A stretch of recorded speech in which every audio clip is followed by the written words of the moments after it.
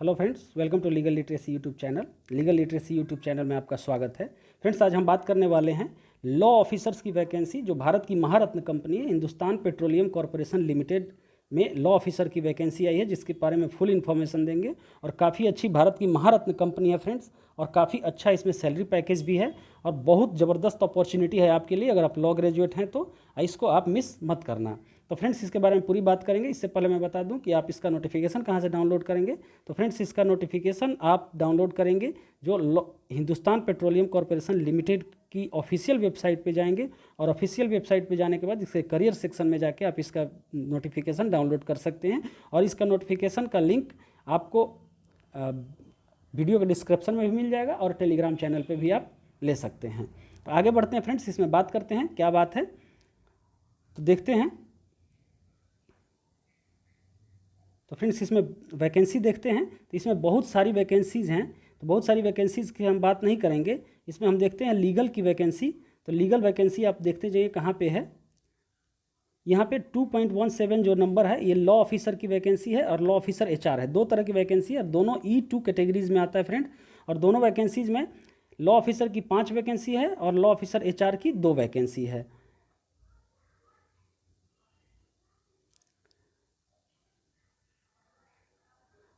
और ये maximum age limit आपका फ्रेंड होगा लॉ ऑफिसर में आपका 26 years and law officer HR में भी 26 ईयर्स है। लॉ ऑफिसर में आपका 3 years full time course LLB होना चाहिए, या 5 ईयर कोर्स कोई भी LLB होनी चाहिए। और लॉ ऑफिसर एचआर में भी आपका LLB की डिग्री आपके पास होनी चाहिए। और इसमें एक्सपीरियंस की बात जहाँ तक है फ्रेंड्स, एक्सपीरियंस मांग रहा है आपका 1-1 साल का एक्सपीरियंस दोनों में चाहिए। लॉ ऑफिसर में भी 1 साल का एक्सपीरियंस चाहिए और लॉ ऑफिसर एचआर में भी 1 साल का एक्सपीरियंस चाहिए। और फ्रेंड्स, लॉ ऑफिसर और लॉ ऑफिसर एचआर में आपको जो LLB की डिग्री चाहिए उसमें मिनिमम 60% मार्क्स चाहिए अनरिजर्व्ड के लिए, OBC के लिए, EWS के लिए, और 55% मार्क्स चाहिए SC ST PWD कैंडिडेट्स के लिए। और बाकी वर्क एक्सपीरियंस की जहाँ तक सवाल है, वर्क एक्सपीरियंस देखते हैं friend. Work experience and roles and responsibility में लॉ ऑफिसर में आपका आता है एक्सपीरियंस है candidate should possess minimum 1 year relevant experience as an practising advocate और working experience in a reputed law firm और legal department of a company. ठीक है, ये एक हो गया। एंड रोल्स एंड रिस्पॉन्सिबिलिटी की जहाँ तक सवाल है, आपके रोल्स एंड रिस्पॉन्सिबिलिटी जाहिर सी बात है कि लीगल रिस्पॉन्सिबिलिटीज़ होंगी, जिसमें कि draft and finalise pleadings, agreements को आपको ड्राफ्ट करना है, कुछ डीड्स ड्राफ्ट करना है, डॉक्यूमेंट्स तैयार करने हैं, और लीगल मैटर्स में वैल्यू ऐड करने हैं। स्ट्रेटेजी, फाइलिंग, डिफेंडिंग केस, ये सारा जो भी चीज़ है ये आप इसमें आप पूरा कंप्लीट पढ़ सकते हो। और पढ़ने के बाद आप इसमें देख सकते हो कि आपकी रोल्स एंड रिस्पॉन्सिबिलिटी क्या होंगी।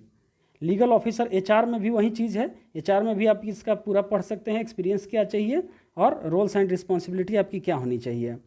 आगे आते हैं तो एक चीज़ देखते हैं फ्रेंड, इसमें सिलेक्शन प्रोसेस की देखते हैं। तो सिलेक्शन प्रोसेस होगा फ्रेंड कि compare various short listing and selection tools like computer based test होगा, ग्रुप टास्क होगा, पर्सनल इंटरव्यू होगा, मूट कोर्ट होगा। ठीक है, लॉ ऑफिसर्स के लिए मूट कोर्ट भी ऑर्गेनाइज किया जाएगा, उसमें देखा जाएगा कि आपकी क्या कैपेबिलिटी है। और कंप्यूटर बेस्ड टेस्ट में क्या होगा फ्रेंड्स, इसमें 2 पार्ट्स होंगे। एक जनरल एप्टीट्यूड का टेस्ट होगा, उसमें पूछा जाएगा, फिर टेक्निकल प्रोफेशनल नॉलेज।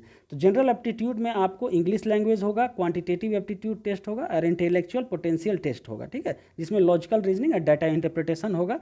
ये आप कोई भी प्रिपरेशन करते होंगे किसी भी एग्जाम का, तो इसमें आप ये पढ़ते होंगे। प्रोफेशनल नॉलेज में क्या होगा फ्रेंड्स कि जो भी आपकी क्वालिफाइंग डिग्री है उससे रिलेटेड क्वेश्चंस होंगे। जैसे आप लॉ ऑफिसर के लिए कर रहे हैं तो LLB में जो आपने पढ़ा है उससे रिलेटेड वे क्वेश्चंस करेंगे। इसके बाद क्या होगा, इसमें जो आपका मूट कोर्ट होगा, ग्रुप टास्क होगा। ठीक है, ये सारी चीज़ें होंगी। ठीक है, आगे आते हैं। आपकी सैलरी क्या होगी, तो सैलरी E2 कैटेगरी, जो लॉ ऑफिसर्स हैं वो E2 कैटेगरी में है। तो पे स्केल आपका 50,000 से 1,60,000 का पे स्केल है। और CTC आपका होगा पर एनम 16.26 लैक्स। ठीक है, आपका 16.26 लैक्स का पर एनम का CTC होगा, मतलब कि आपका मिनिमम 1 लाख रुपये पर मंथ आपकी सैलरी आपके हाथ में आने वाली है। काफ़ी अच्छी अपॉर्चुनिटी है फ्रेंड। और HPCL एक महारत्न कंपनी है और भारत सरकार की कंपनी है। सरकारी नौकरी आपको मिलेगी, 1 लाख रुपये पर मंथ इमोल्यूमेंट्स और सैलरी के साथ। आगे आते हैं फ्रेंड्स, प्लेसमेंट पोस्टिंग, ये आप खुद से पढ़ लेना। और यहाँ पे देखो E2 में SC ST की सब रिजर्वेशन सारे सब कुछ दिए हुए हैं, इनको आप देख सकते हो। फिर आगे आते हैं, ये सारी चीज़ें दी हुई। एप्लीकेशन प्रोसेस की जहाँ तक बात है फ्रेंड कि किस तरह से आपको अप्लाई करना है, एप्लीकेशन प्रोसेस क्या है।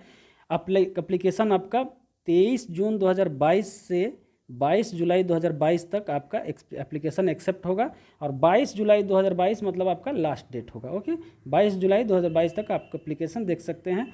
और आप इसको अप्लाई ऑनलाइन करेंगे www.hindustanpetroleum.com के कैरियर सेक्शन पे करंट ओपनिंग में जाके, ठीक है, वो एडवर्टीजमेंट के बाद आप उसको वहाँ पे अप्लाई ऑनलाइन का लिंक होगा, वहाँ पे अप्लाई करेंगे। इनकम्प्लीट और रॉन्ग पार्टिकुलर्स ये एक्सेप्ट नहीं किए जाएंगे, कंसीडर नहीं किए जाएंगे।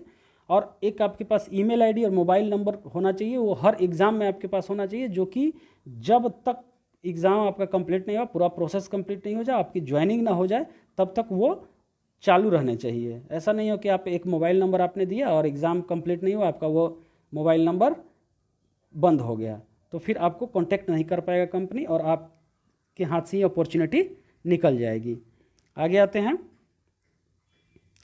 एप्लीकेशन फ़ी की जहाँ तक बात है फ्रेंड, एप्लीकेशन फ़ी आपको अगर SC ST OBC PWD candidate हैं तो आपको 0 एप्लीकेशन फ़ी है, ₹1 आपका नहीं लगना है। और अनरिजर्व्ड OBC EWS हैं तो 1000 प्लस GST, मतलब 1180 रुपये आपको देने हैं। और पेमेंट गेटवे चार्जेज अगर लगने हैं वो भी आपको देने हैं, मतलब करीब आपको 1200 रुपये इसमें पड़ जाएंगे। ओके, और जब आप एप्लीकेशन फ़ी करेंगे, पे करेंगे, तो पेमेंट के बाद आपके पास your transaction is successfully completed आएगा। और पेमेंट स्टेटस कंप्लीटेड होने के बाद ही आप ये इंश्योर कर लें कि आपका कंप्लीट हो चुका है। इनकम्प्लीट पेमेंट कंसीडर नहीं किया जाएगा, ठीक है। और एप्लीकेशन फ़ी कभी भी रिफंड नहीं किया जाएगा, ये आप देख लें। और ये जनरल इंस्ट्रक्शंस हैं, इंस्ट्रक्शंस आप देख लेंगे, इंस्ट्रक्शंस क्या है खुद पढ़ने वाली चीज़ है, आप देख लेंगे। इसके बाद कोई भी फ्रेंड्स, इसमें सबसे पहली बात कि निगेटिव मार्किंग नहीं है, और आप सारे क्वेश्चंस आप ट्राई कर सकते हैं। और काफ़ी अच्छी वैकेंसी है, ये फुल इन्फॉर्मेशन था फ्रेंड। अगर ये आपको अच्छा लगा हो, लग रहा हो कि आप इसके लिए मतलब एलिजिबल हैं और ये आपको फैसिनेट करता है, 1 लाख रुपए की सैलरी फैसिनेट करती है, HPCL कंपनी फैसिनेट करती है, तो आप इसको ज़रूर अप्लाई करें। धन्यवाद।